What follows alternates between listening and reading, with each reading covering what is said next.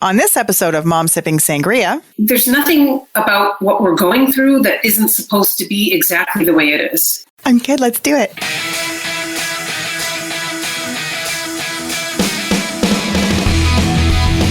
Welcome to Mom Sipping Sangria. I'm Sheila Walsh. And I'm Anita Reynolds-MacArthur, sipping on a one-glass sangria. There's a hint of brandy and Grand Marnier, perfect for this chilly time of year. Yeah, really, end of February, beginning of March. But you gotta love this gal who did this sangria recipe, Ginger Halton.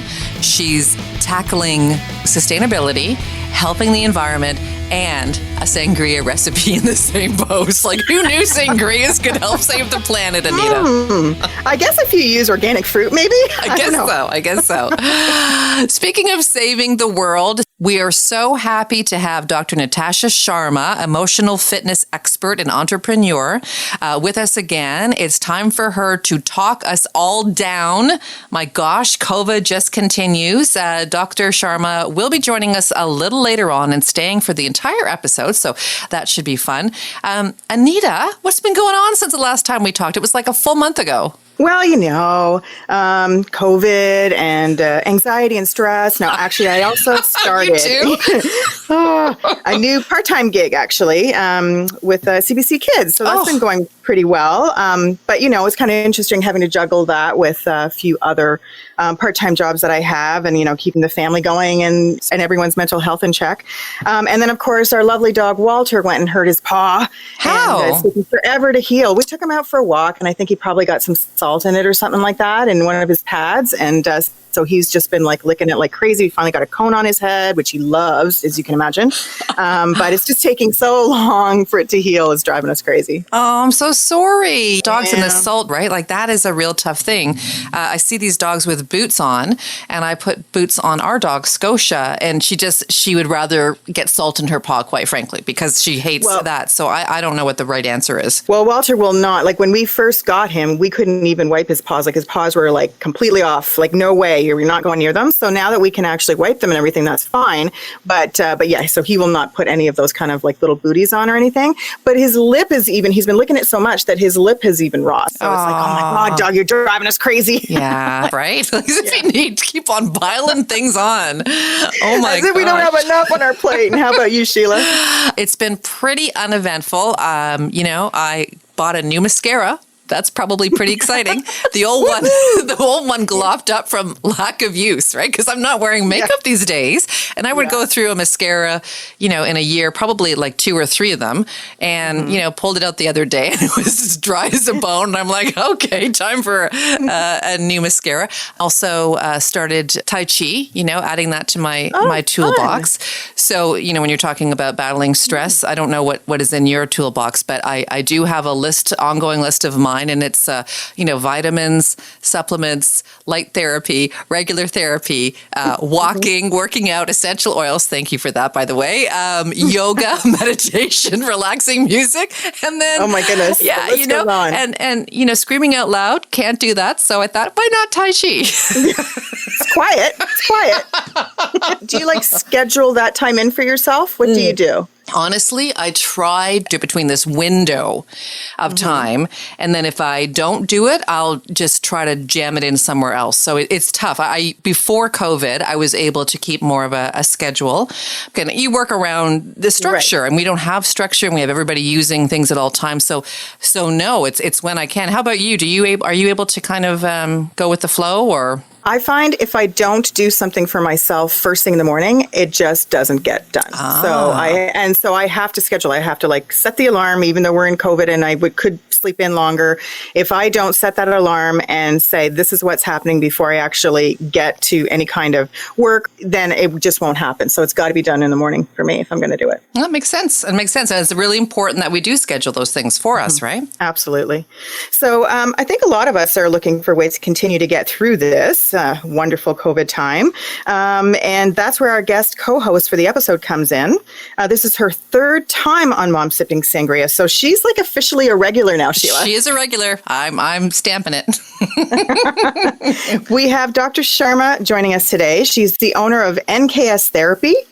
She's an emotional fitness expert, creator of the Kindness Journal, and the recently released The 8-Hour Therapist. Mm-hmm. Plus, singer, poet, photographer, at least some great shots on Instagram, model, it appears in some of your Instagram posts. Dr. Sharma, great to have you with us again. Great to be here.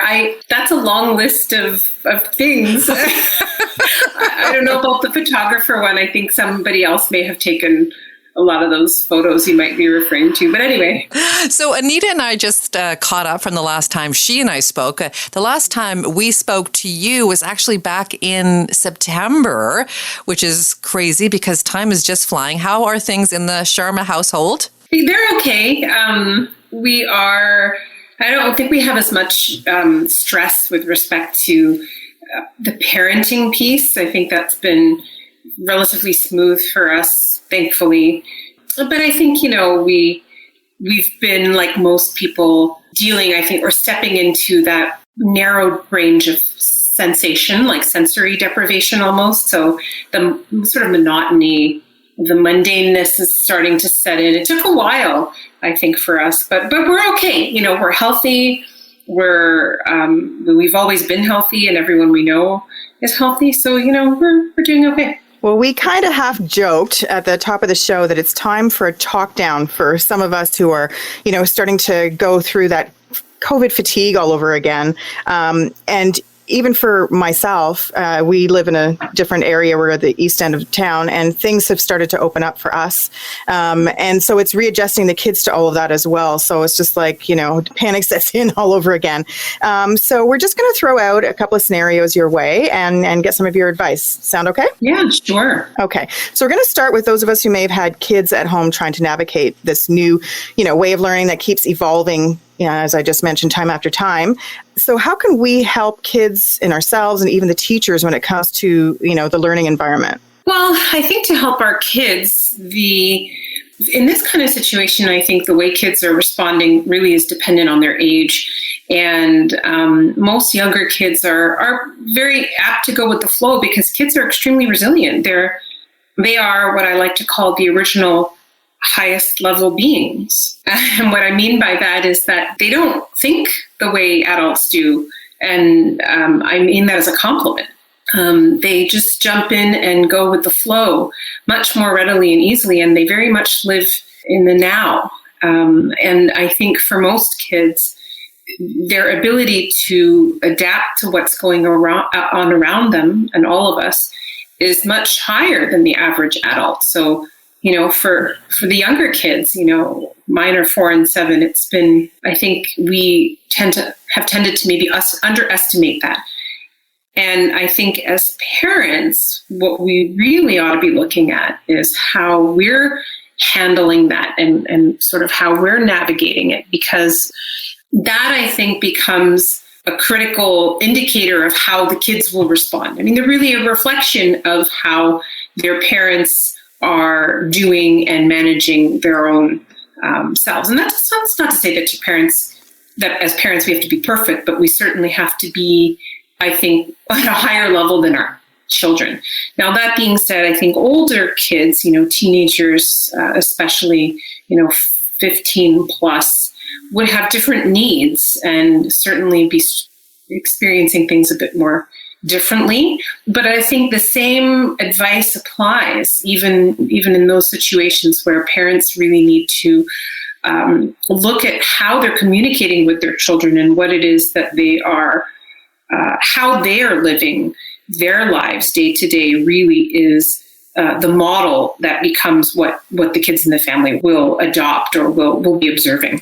Even if you're really, really struggling, like there are people who are going through some very dark times right now, and I'm not trying to disrespect that in any way, shape, or form, but even in a situation like that, if that is you, freaking out or having that kind of an emotional reaction in the face of even very distressful time or real problems in your household is not the best way to solve them.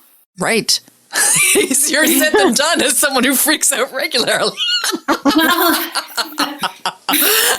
And so for those who do have those kind of, their natural tendency is to freak out, what can they do differently to bring that down a notch? What would you recommend?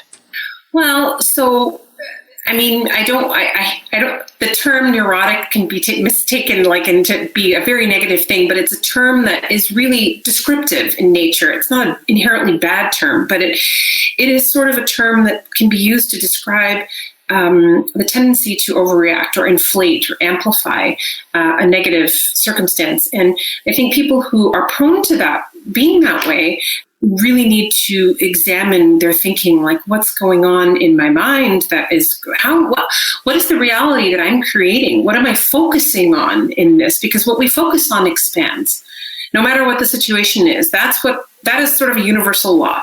What we focus on expands. So people who tend to react like that are often focusing on and placing focus on what they think about is the worst case scenarios and outcomes that are possible, but maybe not very plausible, or things that they might not even be able to predict, but in their mind, this is what they're focused on, is this outcome, this prediction that they have. And so really what those individuals need to do is take a step back and really examine, like, hey, what am I focusing on in my head here? How am I creating this experience for myself right here in this moment? And is this serving me? Is this the best way for me to show up in this situation right now? Because in most cases, I can tell you that having that kind of a reaction to most things in life will not mobilize you. It will actually immobilize you.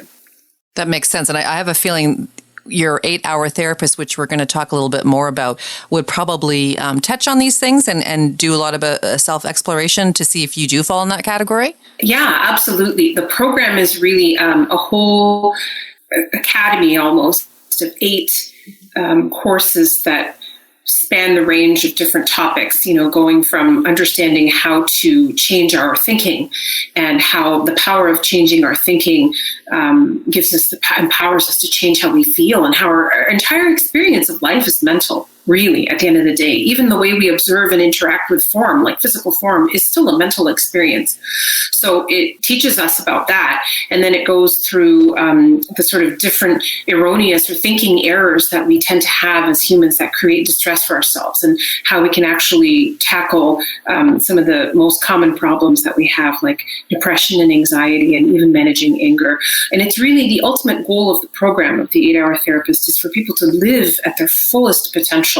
Live at that highest level or self-actualized level, or whatever you want to call it, which in my opinion, a very, very small percentage of humans do. But in my belief, that the vast majority of humans have the capability of doing. What about reactions in COVID? Like right now, disappointments in COVID. You can't graduate, party and proms and wedding plans. How would you address people who are experiencing not necessarily a mental issue, but more of a disappointment issue? What can we do to cheer people up like that? Well, I think those disappointments are very real. And they're very human, and we've all experienced disappointment at this point in some way, shape, or form, every single one of us. And it's not possible to live a life without that feeling. I think the way to live with that and move beyond it is to understand that the world is exactly the way it's supposed to be. And that is a tough pill to swallow right now, although I think inherently we do know that. I mean, we've been living this way for more than a year in some parts of the world, and almost a year for us here. And there's nothing about what we're going through that isn't supposed to be exactly the way it is, if that makes sense. We need to let ourselves feel that disappointment. It's fine to feel, sad. We feel sad when we've lost something, or we've missed an opportunity that we were looking forward to. That's all very fine. That's all being human. But I think when we mentally get into that idea that this shouldn't be happening, and why me, and why is this happening in the world, and it's not supposed to be this way, and I'm supposed to be I was promised I was going to graduate, or whatever it was, or this kind of thinking is where we get into more trouble. And if we can just understand and accept that the world, even in this pandemic, as difficult as it is, it's exactly the way it is supposed to be, because it's happening. It's here. It's there. Like whatever it is today, whatever tomorrow is exactly the way it's supposed to be, because it is. Do you follow what I'm saying? It's all in divine order. It's happening. You can't think of something that is already in the past or in the present as shouldn't have happening because it already did. Right. It's all about that control, right? That feeling that you're out of control with things like this. Exactly. There is no controlling it. It's happening. I mean, there are certain things we can control, and we ought to focus on that. But everything that is beyond our control is just exactly as it should be. Makes sense. Well, and I know, for you, Sheila, you have Lila, who is, supposed to be graduating and having the big prom and all that stuff this year, and likely won't happen. And for Ava, we went through the same thing last year. And I think it's, as parents, and correct me if I'm wrong here, Dr. Sharma, but it's just showing the compassion that you understand that they're not, going through, and if they're feeling upset about it, let them be upset. It's not don't worry about it. Ava didn't go through it. So, Lila, you're not going through it either. You're not the first one not to go through it. I think just, accept it and letting them have their feelings and saying that it's okay for them to feel that way. They do get past it. And then, when they have their little moments of excitement, you build them up even higher. That's what we had to do with Ava anyways. And she's surviving. Yeah, I agree with that. Nobody likes to be told that they shouldn't feel the way that they do. Mm-hmm.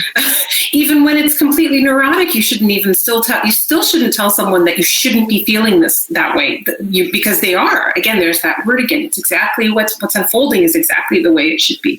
Instead, to tell your kids, I understand.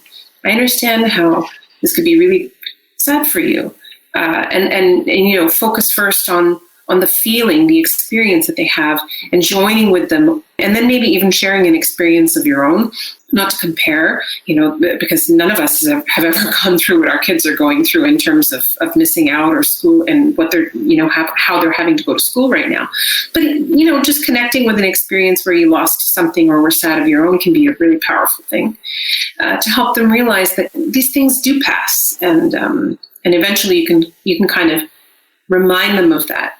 It's going to get better, And it will. What about single people, lonely people? My 91-year-old mother gave me a call and she said, what you girls should talk about on your pod?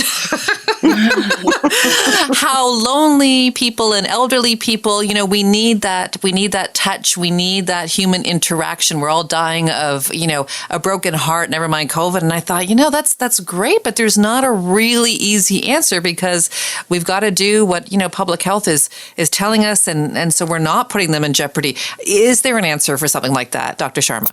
It's a really difficult thing. I think that's one of the most difficult things is for people to be completely alone right now. But, there's a difference between being alone and being lonely. And, just because you're alone, I'm alone right now. I'm sitting in a room in my home. But loneliness is your perception of the quality of your connections to people in the world. And I heard a beautiful thing recently, just a wonderful, I cannot take credit for this at all. I don't know who said this, but the difference between alone and all one is just one letter, and that's the letter L. And we are all one. And although it's a very strange time where on a level we are aware of just how connected we truly are, literally, like with the spread of this virus and how connected it shines a spotlight on the connection. I mean, we don't even have to be touching and we're connected by this virus, which can jump from person to person if you're close enough, But the idea that everything that we are and touch and do and our entire existence is connected to every other human being on this planet. And this is where, this becomes very spiritual, very, this is the sort of higher level self, this higher level thinking is what I call it, where truly, if you really believe that, then you are never alone and you're never lonely because your very existence impacts those around you, even if you can't physically see people or be with people. And of course, to those individuals, I would encourage them to make sure that they're making every effort that they can to connect with someone every day or as often as they'd like to, by phone, by Zoom, however way they can. It's not a substitute, but it's definitely better than not connecting at all. So I guess the common elements with all these different scenarios and many other scenarios is, stress, the unknown, like we talked about, lack of control, and specifically, the need for support, which is a great segue back into your great tool, which is the 8-Hour Therapist. You talked a little bit about it. You launched it. So in a nutshell, for people who are looking for support, maybe they don't want to, have a virtual meet with a counselor or a therapist, this is a really great option. Can you just tell a little bit about it? Yeah, I mean, the basis of creating it was really, it's been a long project. We did not create it because of in the last year, it's been almost a 4-year long thing that we've been putting together. And it's under my company, The Kindness Journal, which produces our guided journal as well. And it's all under the same sort of banner. And we started it with the idea, my co-creator, my co-instructor, Daniel Rutley, he and I put this together because we realized when I was still practicing how inaccessible counseling therapy really is to a great many people. It's not, part of our national healthcare plan. It still is accessible only to a small percentage of people, although it is becoming increasingly important in everybody's life. So that was sort of the impetus for starting it, is really making a program that not only for people who prefer to just do something that's self-directed from the privacy of their own home, and they can do it on the go, and they can do it from their mobile phone or their iPad or their laptop, but also for those who can't afford and see someone personally and have that one-on-one coach or therapist. This is a really good option at a very tiny fraction of the cost, at $299 US for the entire program. It's just a little more than the cost of a single session, about a session and a half. So, that I think is a huge factor, is the affordability and the accessibility to tools and teachings. I think that everyone in the world should have the right to know and have access to. And as I said, I think most of the time, most people live well. It's not that I don't want to say that, people who are sort of living day-to-day life and functioning, they're happy, they have problems, they deal with them, they get past them. But then there's this very small percentage, maybe 3 or 2%, that really live at sort of peak potential, or what I call peak potential. Some people call it self-actualized, and the highest level. And this is something we can go into in more detail today, or we can save it for another day. But this is like the kind of place where you are, if I could define it in one sentence, very much at peace, no matter what the circumstances are that are around you. And I truly believe everyone has the ability to live like that. And this program teaches you how to do that. Hallelujah, I'm in. Yeah, just cut 2 more of these programs sold. How long does it take to complete this program? So the program, it's called the 8-Hour Therapist. It's it's 8 hours. I think each person. Sorry, Anita, I picked that up. But it's, it's a little bit more than that. It's about, I'd say between 9 and 10 hours, because the courses, there's 8 courses, and I think each one is just slightly over an hour. And then there is a guided relaxation and visualization audio app. And actually the courses can be taken either by video. Some people like to do audio, so we actually provide both options. So people who want to listen on the go or be doing something, I do kind of recommend that you're focused on it, but you could listen to it audio or watch the video. And then it comes with 8 workbooks. So the workbooks are really fantastic because you download them and you fill them in, and you sort of apply the learnings to your own life, which really help retain the knowledge. And you can do this. We recommend doing it over 8 weeks, like 1 per week, in order to sort of digest and practice the material. But, people can go at their own pace. And yes, I'd be offering your listeners at Mom Sipping Sangria a very special discount on this program of 50% off the cost of $299 US for the whole program. So it's a pretty good deal. Wow. And the website to go and actually purchase the course is kindnessjournal.com. So what we're going to do is we're going to post the code to our website that will get you 50% off this amazing program. And we're going to ask Dr. Natasha to stick around for the rest of the episode. Are you cool with that? I'm here. Definitely cool with it. She's proceeding with caution, Anita. She has no idea what's coming. Thank you, Dr. Sharma. And we're looking forward to you sticking around. And you are listening to Mom Sipping Sangria.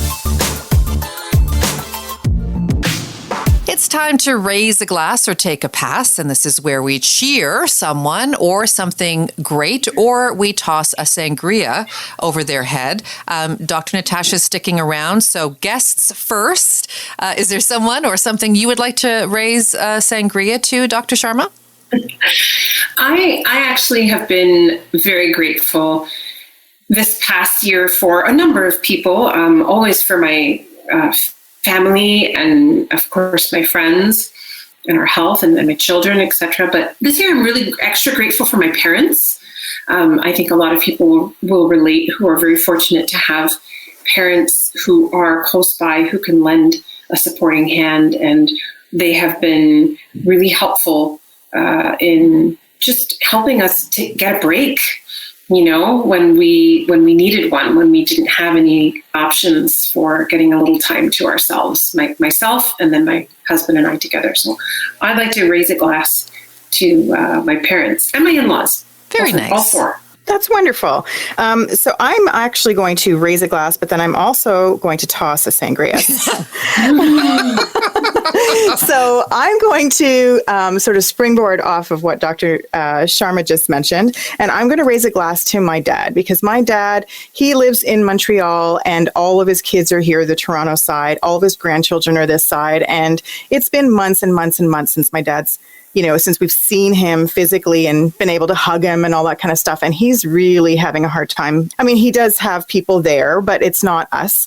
And you have to understand that my dad, from the time that our oldest was born, so Campbell, he's 22 now, my dad would make sure that he saw his grandchildren once a month. And he lives in Montreal, so he would travel to 401 every single month, and he's never missed until COVID hit. So I'm raising a glass to my dad for that. And then I'm going to take a pass at Ian, who is my husband, because I just recently started a new part-time job, and we had to have our first Zoom, and I haven't been on a professional level, but my husband is home and he does Zooms with his work. So, I was like, so I can just sit here and use, whatever setup, blah, blah, blah. He's like, I can hear properly. Wi-Fi doesn't really cut out and I can see everybody. It's all good. So I'm like, okay, cool. So I didn't actually prep for it. I just literally grabbed my stuff and sat down. It's the first time I'm meeting with 8 people on Zoom who've never seen me before.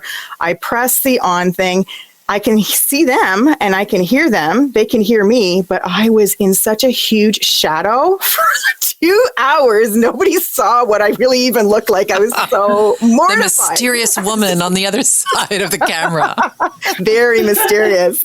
So I'm going to take a pass or toss a glass at Ian for putting me through that. Way to go, Ian. No kidding. Sheila? Well, I just have 2 quick things. One is my daughter Lila is going to be 18, and like we talked about earlier, she's graduating with no graduation. She's, there's no prom. There's all sorts of stuff, and she's just keeping it going and being resilient. And I just want to acknowledge her because it is a big deal. So happy birthday, happy grad, happy prom, Miss Lila. And also, can I just say, if y'all don't know this, has anyone used Evite? Okay, so we're doing a virtual baby shower. My niece Catherine is having a baby, and we're throwing her a baby shower this Saturday. And I'm like, I don't know how we're doing this virtually. So just went on Evite to get the invitations, but the whole thing is there, everything we need. So shout out to Evite because it's free, and free things are great, and it's made my life a lot easier as the moderator for the shower. So that's what I'm going to raise a glass to. In addition to these things and people we have just toasted or tossed, hello Ian, we have a few things that we will post on our Fave Finds page on our website, momsippingsangria.com. Anita, do you have any Fave Finds this week that you want to share? Yeah, I do actually. It's an argan oil that I put on my hair. My hair can get pretty frizzy, and so when I straighten it and tame it and everything, this oil I just put on at the very end, and it just smooths everything out, shines it up really nice. So that's the one that I'm going with this week. You have awesome hair, and just judging from what I can tell of Dr. Sharma's hair, it's the same long, beautiful black hair. So you could probably use. No, this is my hair is crazy. But I do have a product that I've actually just recently discovered. I'll mention it quickly because it's all about the hair. Yes. Hair is so important. Oh my gosh. My hair's crazy. It's very wavy and insane, and it just my youngest son we have the same hair. We're hair twins, and I keep his hair a little bit longer too. Anyway, my hair's been super dry from a halfway point down, and I haven't been able to get my brush through it even after conditioning it and kind of leave-in conditioners and spray detangling sprays, like just everything. It's just been, it really became a bit of a nightmare. I wasn't looking forward to even just brushing my hair. But I found this product called Wet Brush. I was recommended, and it's like a miracle. I don't know what this thing is. Oh. I don't know what it is. It's just, honestly, it's a piece of plastic that it looks like a normal brush. It looks like I have like 15 brushes. It looks just exactly like half of them, but I don't know what's going on with this. It is amazing. I can get through my hair. It's so easy to use, and it just doesn't break my hair, and I use it on my son too, and so very happy. I gotta get that too, because it's interesting. As you were saying that, I was thinking the same thing, like conditioners and leave-in conditioners, and I still have this mat on that bottom part of my hair, and I'm like, I don't know what the heck's going on. I'm gonna get myself that. That's awesome. I have something, and I don't know if everybody has dry eye like I do. I have it really intense, and my eye doctor recommended this. It's an ocular eye mask. It's like a beanbag, and you put it in your microwave for 20 seconds, and then you put it on your eyes for about 10 minutes, and you take it off. It releases the oil ducts in your top of your eye, so it kind of conditions your eye. Oh my gosh, it's just like a spa for your eyeballs. Wow. So I'm gonna recommend that, because that's super important these days with all the eye strain, with this all being on the computer and being in with winter and the heat on. So cheers to all those people, places, and things, and of course we raise a glass to you as well. Cheers. So we've come to the part of the show which we call the Sangria Chronicles, featuring good news stories only. Get your doom and gloom elsewhere, right, Anita? Absolutely. So for this episode, we're going to be joined by an incredibly talented local Toronto artist, Courtney Senior, who is going to tell us about a great story that she started right here that she's about to be spreading all over the world. Yeah, and full disclosure, I happen to be aware of this story because Courtney is my niece.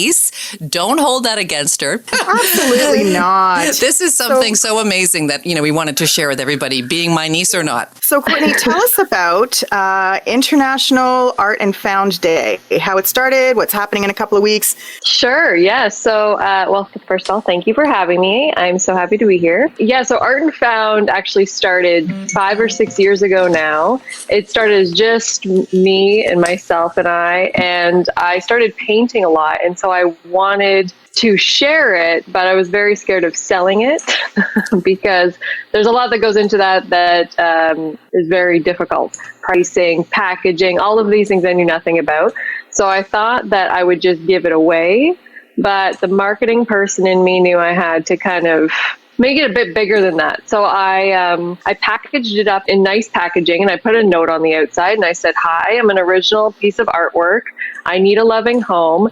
And I put a hashtag on it so that it kind of seemed like it was a bigger movement or a project of some sort, so people wouldn't get freaked out by a random package on the streets. And I might bomb squad. If I didn't see a note.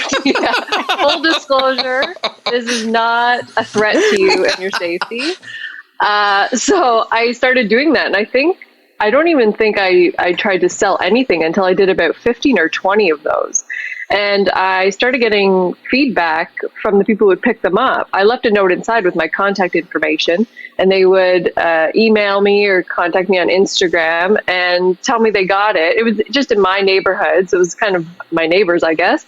And the feedback was so positive and so wonderful that I just kind of did it for 6 more years. Wow. Yeah, so it's been a long time project, and this year I did one in January to start the new year, and I got such a massive response from my followers that I was like, I want to get these people involved because most of my followers are artists and they love it. And they're like, can I do it? And blah, blah, blah.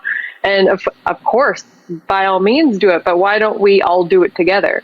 So I decided to create a day, and Art and Found Day was born. And so what day is this? Coming up on March 12th, I wanted to pick a day that meant something to me. So, when I first started painting, I was in my early 20s or something like that. And my work was brutal. I cannot express that enough. It was bad. Everybody knows it. Your eyes only. Come on now. Yeah. Except for my parents, who thought it was the best gift in the world. Every time I came home, there was a new piece of artwork that I did on the wall. And, that gave me a lot of confidence. And it was such a nice, positive thing to see that somebody else, respected my work. And my dad was my biggest fan. And he would take photos of them and then put them as a screensaver on his computer. So it's just like a really nice, sentiment. He's encouraging my creativity, supportive of that endeavor. But my dad passed away about 8 years ago. So his birthday was March 12th. So I thought I would dedicate the day to him. That's so nice. wonderful. So heartwarming. Yeah. That's really wonderful. And that's the whole point of these good news stories. I mean, she's doing something so great, and she's, memorializing her dad. And there's just so many great moving parts here, Court. Amazing. Amazing. Thank you. Yeah. Well, if it's successful, he'll be proud. If it's not, we'll see. And he will let you know. Yeah. Well, he will. Can I just say that? So I've gone on and looked at the artists. Oh my gosh, it's insane. You have people from Singapore and India and Portugal all around the world, and they're just going to the same thing, right? They're going to wrap up something, leave it somewhere, hashtag Art and Found, and the movement begins. That's right. So they all have been notified a couple times on kind of what to do, but the idea is that they're all going to, safely package up a piece of work, leave it in their local community with a note on the outside and a note on the inside saying kind of who they are so they can be contacted. And yes, we have almost 220 artists signed up across 28 countries. Just amazing. I was like, let's get 10. And then here we go. 120. A lot more people to manage. A lot of people want to give back, right? Yeah, they do. And it's kind of twofold. It's all of these people that kind of recognize the need for giving back to their communities and uplifting spirits right now and kind of sending out that positive energy. But on the other side, it's kind of breaking down that intimidating barrier of putting your work out there, which is, I'm getting kind of half and half, honestly, from the artists who have signed up. So I think that's a really nice thing for, emerging artists or artists just trying to get into it. And you don't have the problem selling it anymore, because I don't know if you've seen some of Courtney's Courtney's work now, Anita. Her stuff is being sold quite a bit, and then you were featured in UK GQ. Yes, British GQ and British House and Home or House and Garden, or I forget what it was called. But yeah, it's been a whirlwind of a side career, I guess. I don't unfortunately do this full time. I work in cool tech. I'm a nerd by day and artist by night. But yeah, it's been fantastic. It's been a really fun experience kind of growing the business and also trying to take what I know in marketing and put it to the business side of art and helping artists build their careers through marketing tactics and social media and stuff like that. So Art and Found Day is also a little bit about that, because I'm trying to get them more exposure through various marketing tactics and avenues and all of these things as well. Oh, well, that's good for you. And this really is a good news story. So where can people find you?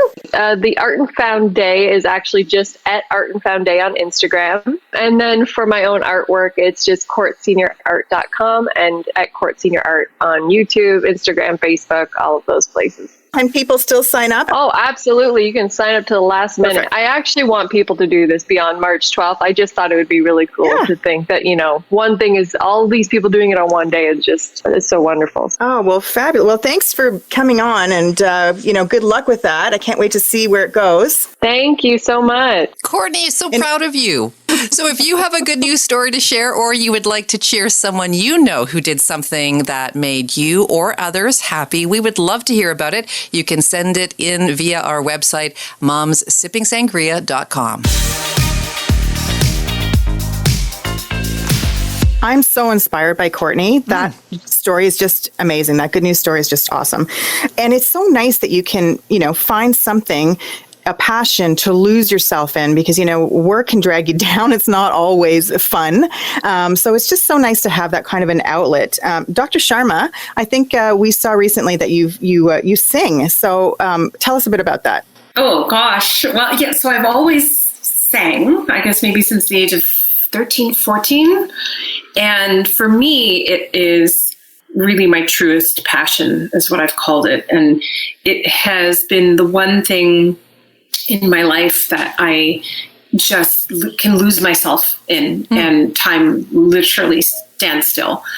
And I've performed too. I mean, I've sung sort of on and off throughout my whole life. And I think at one point I really wanted to go somewhere with it and take it. Who knows? I mean, we don't know. It's never too late for something like that. That's but yeah, true. it really, That's true. It brings me joy. And I think I'm not surprised when people tell me that it's something creative, whether it's art, visual art, or writing, or maybe a sport even, which is sort of physically creative in a way. Because we're creative by nature. And I do think that the way we lose ourselves and some of the purest forms of human joy come from creation. And I believe that the purpose of life is to enjoy it. And so it's so important to find something that you're so passionate about, that you feel that true joy, and engage in it every day if you can. And can I just say, and I'm not just saying this because you're here, like, you really are a beautiful singer. This is something that not only did you tap into a passion that you said you can lose yourself in, but like the passion is real. Like it really does come through. So nice job. Thank you. And I thank you for that. And I sing now for myself, like for that joy of it. I'm detached from any real outcome. And I think that that's so important too, is that we do things.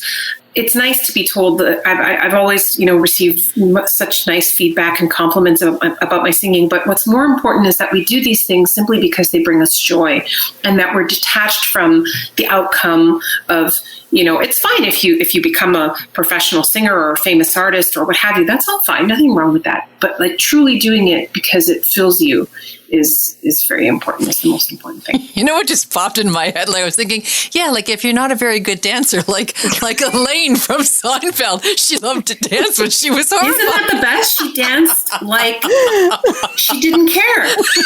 Clearly. She didn't care. It was Just perfect. lost herself in it. She lost herself, but that's the whole point, is you don't have to be an Adele. image just popped into my head of her dancing. I love that. Oh my gosh. Okay, so now it's time for Spillin' the Sangria. And since we have Dr. Sharma here with us, this is where we share funny or juicy or embarrassing stories. Sometimes they're all three, to reinforce that none of us are perfect. Right, Dr. Sharma? Is there something that you'd like to share with us today? So something popped into my head when we were talking about singing and performance. I've been on a stage on and off my entire life, as an actor, as a singer, and as a speaker.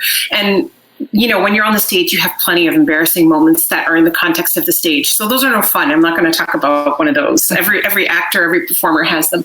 I'm going to tell you something that happened when I was singing just straight out of undergrad, which I did a business degree, and I spent just a couple of years in the corporate world. And I was very young at the time, like 21, maybe 22, and I was working for a very large company whose name I will not say.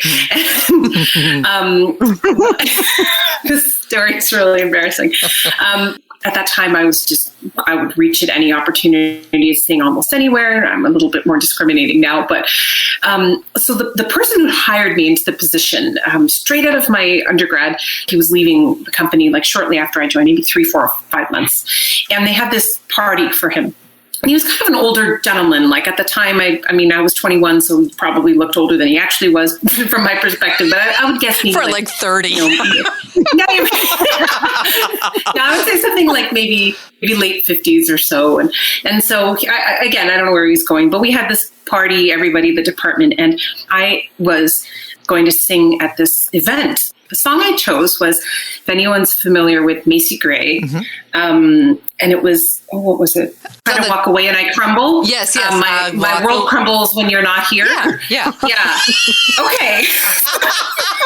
Okay. It's the pictures for me. So I chose this song because it had been on my loop just in my own personal singing. Like I'll switch out songs and I'm working on this cover or that one or what have you. And I chose that one because I'm like, well, this is one I've been working on, so I'm just going to sing that one. I didn't even think about the words. I didn't think about what I was singing. Sang this song. And the whole time I'm singing this song, and it's like really stuffy, this is like a corporate, it's the middle of the day on a Tuesday afternoon or whatever, and it's a bunch of corporate types, and my boss, soon to be non-boss, like standing there, and I didn't understand why he looked so embarrassed during the singing.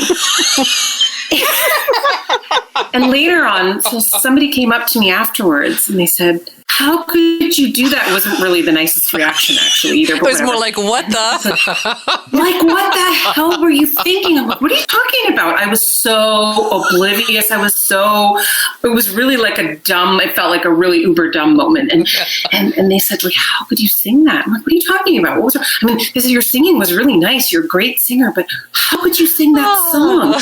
Anyway, long story short, I finally connected to what I was singing, the actual words, and how I basically kind of made this proclamation of potentially that he and I were having some kind of torrid, sordid affair.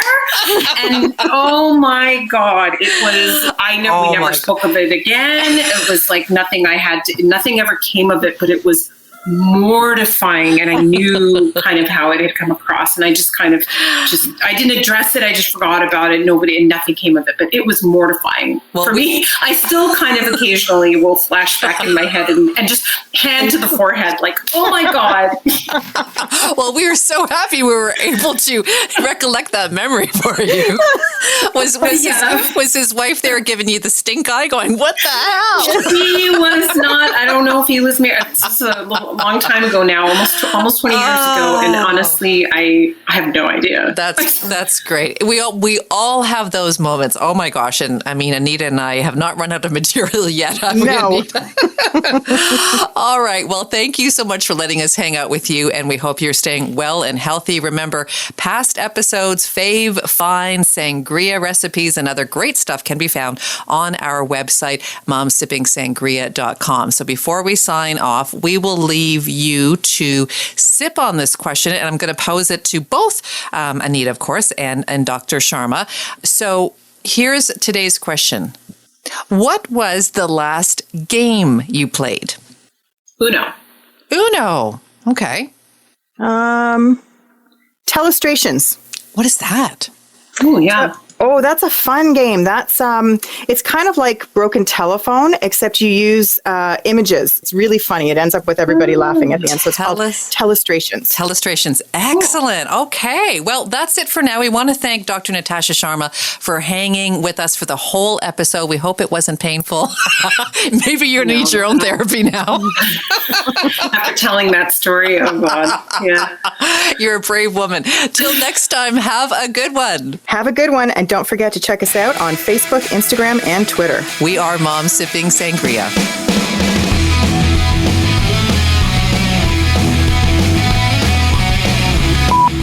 There we go. Oh, wow, look at you. My son would play with the background. So like every day he'd have a different background. Yes, the universe look is very appealing. Is that Grand Marnier?